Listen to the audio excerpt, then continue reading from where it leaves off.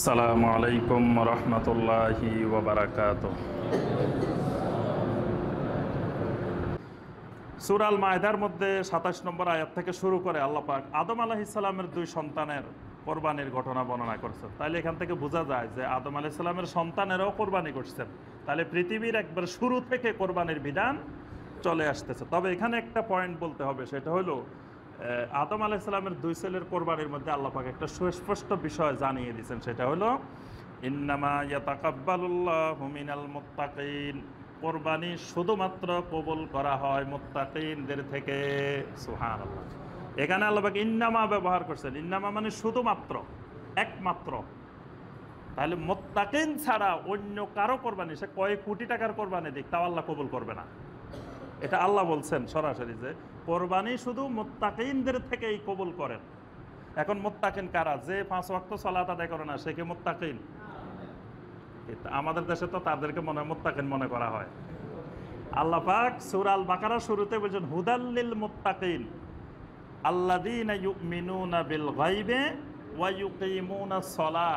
মুত্তাকিন হইতে হইলে প্রথম ঈমান বিল গায়েব, তারপরে সালাত কায়েম লাগবে, 5 ওয়াক্ত সালাত। 5 ওয়াক্ত সালাত নাই, সে জীবনে সব কিছু করুক, সে জীবনে মুত্তাকিন হইতে পারবে না। তো মুত্তাকিন না হইলে আল্লাহ কোরবানি কবুল করবে না।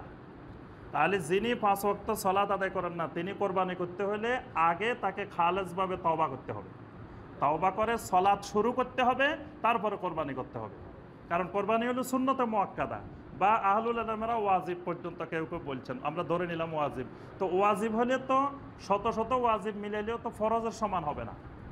তা আপনার ফরজের খবর নাই। এই জন্য শাইখুল ইসলাম ইমাম ইবনে তাইমিয়া রাহিমাহুল্লাহর, আমি আজকে সকালে একটা ফতোয়া পড়ছি, ফতোয়া পড়ে আল্লাহু আকবার আশ্চর্য হয়ে গেলাম। শাইখুল ইসলাম ইবনে তাইমিয়া রাহিমাহুল্লাহ বলছেন, যেই লোক 5 ওয়াক্ত সালাত আদায় করে না, তার আপনার হালাল হারাম, তারপরে তার বিবাহ তালাক বা এই জাতীয় শরীয়তের যত মাসালা আছে, বলছে যে এগুলো জিজ্ঞাসাও করা যাবে না, ফতোয়া দেওয়া যাবে না।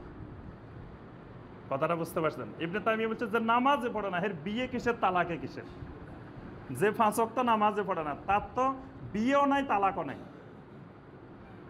এর জন্য শরীয়তের হুকুম কি? সে যদি শরীয়তে মানতো, তাহলে তো সর্বপ্রথম সে 5 ওয়াক্ত সালাত আদায় করতো। তো যে 5 ওয়াক্ত সালাত আদায় করে না, তার বিয়ের ক্ষেত্রেও শরীয়তের কোনো বিধিবিধান লাগবে না, তালাকের ক্ষেত্রেও শরীয়তের কোনো বিধিবিধান লাগবে না, তার হালালের ক্ষেত্রেও লাগবে না, হারামের ক্ষেত্রেও লাগবে না। এই জন্য শাইখুল ইসলাম ইবনে তাইমিয়া রাহিমাহুল্লাহ বলছেন, এই জাতীয় লোক যদি তোমাদেরকে ফতোয়া জিজ্ঞাসা করে, তোমরা কোনো উত্তর দিবা না। বুঝতে পারছেন? কারণ তার তো ফতোয়া কিসের? সে তো এখনো ইসলামে গ্রহণ করে নাই, সেটা জাহেলিয়াতের মধ্যে আছে। এই জন্য উনি ওখানে অনেকগুলো আয়াত হাদিস উল্লেখ করছেন। বলছেন যে সাহাবায়ে কেরাম জাহেলি যুগে যখন ঈমান আনেন নাই, তখন তারা অনেক হালাল হারাম কাজ করছেন, তারপরে বিয়ে শাদী তালাক এগুলো তারা অনেক কিছু করছেন, কিন্তু সেই মাসালা নবী সাল্লাল্লাহু আলাইহি ওয়াসাল্লামকে ইসলামের পরে আর জিজ্ঞাসা করেন নাই। সেগুলো তো জাহেলি যুগের কাজ কারবার। যখন থেকে তারা ঈমান আনছেন, 5 ওয়াক্ত সালাত শুরু করছেন, তখন থেকে তারা শরীয়তের বিধিবিধান জানা মানা শুরু করছেন। তাহলে কোরবানির ক্ষেত্রে আল্লাহ বলছেন ইন্নামা ইয়াতাকাব্বালুল্লাহু মিনাল মুত্তাকিন। এটা আল্লাহ পাক মুত্তাকিনদের থেকে শুধু কবুল করে, আর কারো থেকে কবুল করেন না। তো এখানে তো স্পষ্ট, আপনি মুত্তাকিন না হলে আল্লাহ কবুল করবেন না। তাহলে যিনি সুদ খায়, উনি কি মুত্তাকিন? মুত্তাকিন সুদখোর নাকি?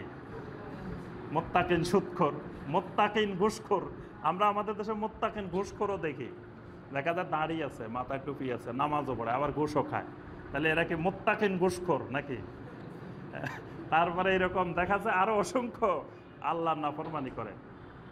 আল্লাহ পাক বলছেন মুত্তাকিন না হইলে কবুল হবে না। এই জন্য যিনি কোরবানি করবেন, তাহলে কি কেউ যদি মনে করে আমি নামাজ যাতে পড়ি না আর কোরবানি করবো না, যেহেতু আল্লাহ কবুলে করবেন, আর করে কি লাভ, এই কথাও মনে করা যাবে না। আপনি পড়েন না, ঠিক আছে, এতদিন পড়েন নাই, এখন কোরবানি করবেন, খালেজভাবে তওবায়ে নসুহা করেন। তওবায়ে নসুহা করে সালাতও আদায় শুরু করেন, কোরবানিও করেন। গোশ খাওয়াও বন্ধ করেন, কোরবানিও করেন। মদ খাওয়াও বন্ধ করেন, কোরবানিও করেন। ধূমপান বন্ধ করেন, কোরবানিও করেন। যত হারাম কাজ আছে, সুদ আছে, সুদ বন্ধ করেন, আপনি কোরবানিও করেন, তওবা করে নেন, তওবায়ে নসুহা করে নেন।